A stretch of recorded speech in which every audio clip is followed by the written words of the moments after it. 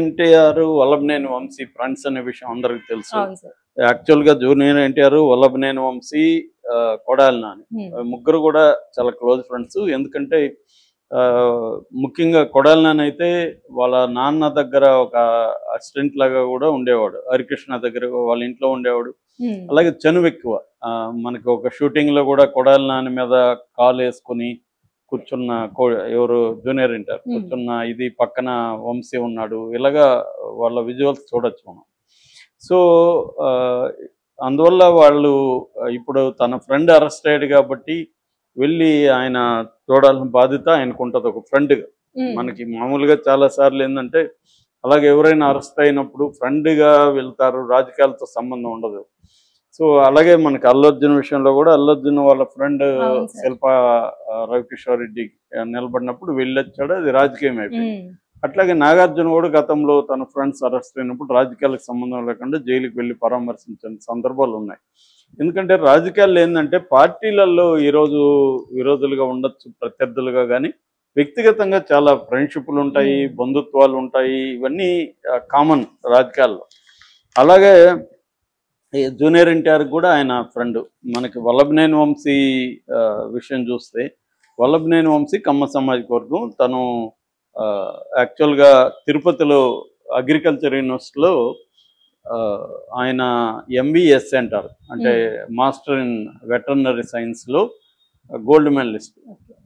దాని తర్వాత ఇక్కడ హైదరాబాద్లో ఇండియన్ స్కూల్ ఆఫ్ బిజినెస్లో పబ్లిక్ పాలసీలో అడ్వాన్స్డ్ మేనేజ్మెంట్ కోర్స్ చేశాడు అనమాట.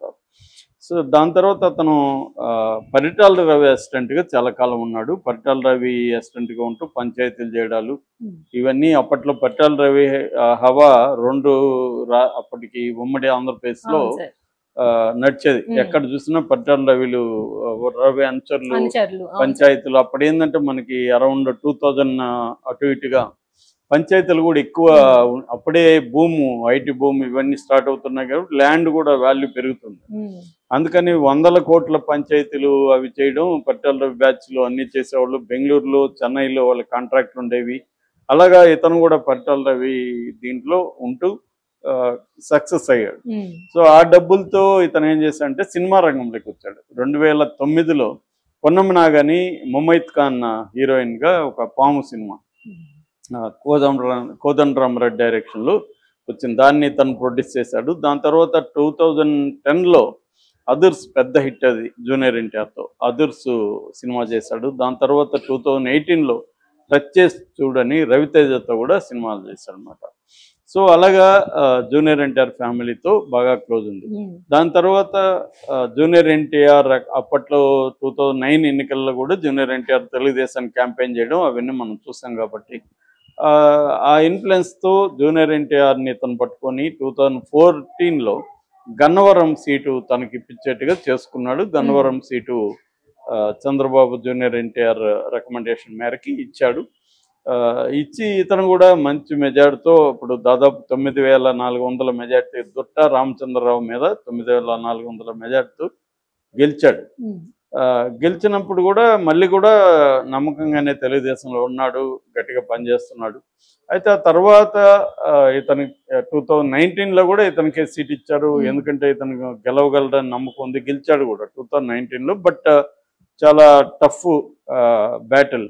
యార్లగడ్డ వెంకట్రావు వైసీపీ తరఫున, ఆయన NRI, ఆయన గట్టి టఫ్ ఫైట్ ఇచ్చాడు. జస్ట్ 838 ఓట్ల మెజార్టీతో వంశీ అక్కడ గెలిచాడు అన్నమాట.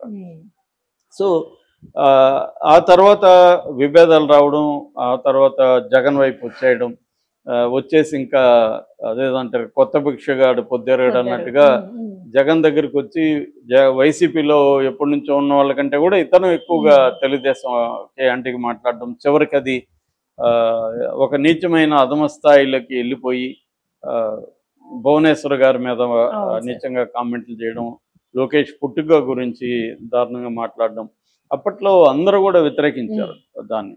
అంటే మామూలుగా అయితే ఇతను కొంత మంచి ఎడ్యుకేటెడ్ ఫ్యామిలీ, ఇతను బాగా ఎడ్యుకేటెడ్, అలాంటి వ్యక్తి అలాగా మాట్లాడాల్సిన అవసరం లేదు కూడా. కానీ మేబీ జగన్ని సంతృప్తిపరచడానికి ఆ స్థాయికి వెళ్ళిపోయి మాట్లాడడం అనేది పొలిటికల్గా ఎన్నైనా మాట్లాడుతుంది. కానీ వ్యక్తిగతంగా స్త్రీల లైంగికత మీద దాడులు అనేవి అది నీచమైన వ్యవహారం, ఆ స్థాయికి వెళ్ళిపోయాడు. సో దాంతో ఇతని మీద లేకపోతే కొడాలి నాని మీద తెలుగుదేశం వాళ్ళ ప్రతి కార్యకర్తకి వీళ్ళ పేర్లు చెప్తేనే రక్తం మరిగిపోయే పరిస్థితి వచ్చింది. సో అందువల్ల ఇప్పుడు వాళ్ళని అరెస్ట్ చేయలేకుండా కూడా ఉండలేరు వీళ్ళు. చంద్రబాబు కానీ లోకేష్ కానీ అరెస్ట్ చేయాల్సిందే వాళ్ళిద్దరిని, లేకపోతే తెలుగుదేశంలోనే చాలా వ్యతిరేకత పెరుగుతుంది ఇప్పటికి ఎందుకు అరెస్ట్ చేయలేదని. సో ఆ స్థాయిలో ఇప్పుడు తర్వాత జగన్ ఇచ్చాడు, రివర్స్లో వెంకట్రావు, యార్లగడ్డ వెంకట్రావు అటు వెళ్ళాడు, ఇటు వచ్చాడు పార్టీ. అతను యార్లగడ్డ గెలిచాడు ఈసారి, వంశీ ఓడిపోయాడు. ఓడిపోయినాక కష్టాలు స్టార్ట్ అయినాయి. సో ఇప్పుడు ఇతన్ని వీళ్ళు కూడా కక్ష తీర్చుకోవాలి కాబట్టి ఏదో ఒక కిడ్నాప్ కేసు పెట్టారు. కిడ్నాప్ కేసు నిలబడుతుందని నేనైతే అనుకోను కోర్టులో, కానీ ఇక్కడ ఏ కేసులు నిలబడవు కోర్టులో. రాజకీయ ప్రేరేపిత కక్ష సాధించుకోవడానికి పెట్టే కేసులు ఏవి కూడా నిలబడు. ఈ మధ్యన ఈడీ కేసులో కూడా సుప్రీంకోర్టు, ఈడీ తరఫున వాదించే సుప్రీంకోర్టు అడ్వకేట్ కూడా రిజైన్ చేస్తాడు. ఎందుకంటే ఇవన్నీ ఫేక్ కేసులు, ఎవరినో పేరు పెట్టమంటారు, వాళ్ళది ఇంక్లూడ్ చేయమంటారు, ఇది చేయమంటారు. నాకు సుప్రీంకోర్టులో జడ్జిల దగ్గర తిట్లు తింటున్నాను నేను వీళ్ళు చేసే పనికి అని అతను రిజైన్ చేస్తాడు. అంటే పొలిటికల్గా మోటివేటెడ్ కేసులు పెట్టించేయడం కోర్టులో జడ్జెస్కి అర్థమైపోతుంది. వాళ్ళు మహా చూసుంటారు కదా, అడ్వకేట్లుగా వాళ్ళు ఎక్స్పీరియన్స్తో వచ్చుంటారు. సో వాళ్ళకి అర్థమైపోతుంది ఇవన్నీ. సో ఇది మీడియా ఎక్స్పోజ్ చేస్తుంది, ఇది జరుగుతుంది ఏ పార్టీ అయినా. ఇప్పుడు అన్ని పార్టీలు ఒకటే, పేరు ఏం చెప్పినా, ఐడియాలజీ ఫిలాసఫీ ఏం చెప్పినా ఆచరణలో అన్ని పార్టీలకు కూడా అధికారమే పరమావధి. దానికోసం ప్రత్యర్థుల్ని చంపేసి రాజకీయంగా కిల్ చేసి ప్రత్యర్థుల్ని, నాయకుల్ని జైళ్ళల్లో పెట్టి తాము అధికారంలోకి రావాలి, లేకపోతే అధికారంలో ఉంటే నిలబెట్టుకోవాలనేదే ఇప్పుడు అందరి గోల్. అది ఇది మోడీ దాన్ని మరింత సిస్టమేటిక్ గా ముందుకు తీసుకెళ్తున్నాడు. ఇప్పుడు ఆంధ్రప్రదేశ్లో కూడా గతంలో జగన్ ఎలాగైతే తెలుగుదేశం వాళ్ళని, కూటమి నాయకుల్ని ఇబ్బందులు పెట్టాడు, అంతకంటే 10 రెట్లు తెలుగుదేశం వాళ్ళు కూడా ఇబ్బందులు పెట్టడం మొదలైంది. అది కింది స్థాయిలో మొదలై ఇప్పుడు మెల్లమెల్లగా పైకి వస్తూ ఉన్నారు. అలాగా ఇప్పుడు వంశీని కూడా చేశారు. ఇప్పుడు జూనియర్ ఎన్టీఆర్ వంశీని పరామర్శిస్తాడంట అన్న వార్త ఈరోజు వైరల్ అవుతుంది మార్నింగ్ నుంచి. ఇది కన్ఫర్మ్ అయితే కాలేదు అఫీషియల్గా, కానీ వెళ్ళే అవకాశాలు అయితే ఉన్నాయని చెప్తున్నారు. ఎందుకంటే ఆయన ఫ్రెండ్ కాబట్టి, తన ఫ్రెండ్ జైల్లో ఉన్నప్పుడు పరామర్శించాలి కాబట్టి తను వెళ్ళొచ్చు. కాకపోతే ఇక్కడ విమర్శ వస్తుంది, ఎందుకంటే చంద్రబాబు అరెస్ట్ అయినప్పుడు మాత్రం కనీసం ఖండించలేదు, నువ్వు ఖండించకపోగా పరామర్శించలేదు. కుటుంబం కాబట్టి, బయట మామూలుగా అయితే ఏ కుటుంబంలో అయినా విరోధాలు, వైరుధ్యాలు ఎన్నున్నా ఒక క్రైసిస్ వచ్చినప్పుడు అందరూ ఒకటవుతుంటారు. అలాగే చంద్రబాబుకు అది పెద్ద క్రైసిస్. ఎందుకంటే ఆయనకి 74 ఇయర్స్లో 53 రోజుల పాటు జైల్లో ఉండడం అనేది, జైల్లో ఎన్ని సౌకర్యాలు ఉన్నప్పటికీ అదే ఆయనకి మానసికంగా, శారీరకంగా ఛాలెంజింగ్ విషయం. అలాంటి పరిస్థితుల్లో కనీసం ఇతను ఖండించలేదు, దాన్ని ఒక మానవతా దృష్టితో ఖండించలేదు. చాలామంది ఎవరెవరు ఖండించారు. సో అనేది జూనియర్ ఎన్టీఆర్ మీద ఎందుకు ఇంత, జూనియర్ ఎన్టీఆర్కి అన్యాయం జరిగి ఉండొచ్చు. ఎందుకంటే జూనియర్ ఎన్టీఆర్ని చంద్రబాబు వాడుకొని మళ్ళీ తన లోకేష్ పోటీ వస్తాడేమో పక్కన పడేశాడు. అది వాస్తవమే, చంద్రబాబు కూడా అదే చేశాడు, వాళ్ళ నాన్నకు కూడా అదే విధంగా చేశాడు అనేది ఉంది.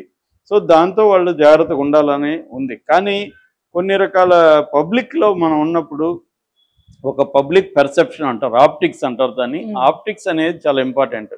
అంటే నీకు నచ్చినా నచ్చకపోయినా పబ్లిక్ పర్సెప్షన్ కోసం నువ్వు కొన్ని పనులు చేస్తూ ఉండాలి, పబ్లిక్ లైఫ్లో ఉండాలనుకున్నప్పుడు. ఏది వ్యక్తిగతంగా ఉంటే సంబంధం లేదు. అలాగే జూనియర్ ఎన్టీఆర్ కొన్ని విషయాల్లో పొరపాట్లు చేశాడు. తర్వాత సీనియర్ ఎన్టీఆర్ సెజ్ జయంతి వచ్చినప్పుడు కూడా చంద్రబాబు ఆహ్వానిస్తే కూడా ఇతను వెళ్ళలేదు.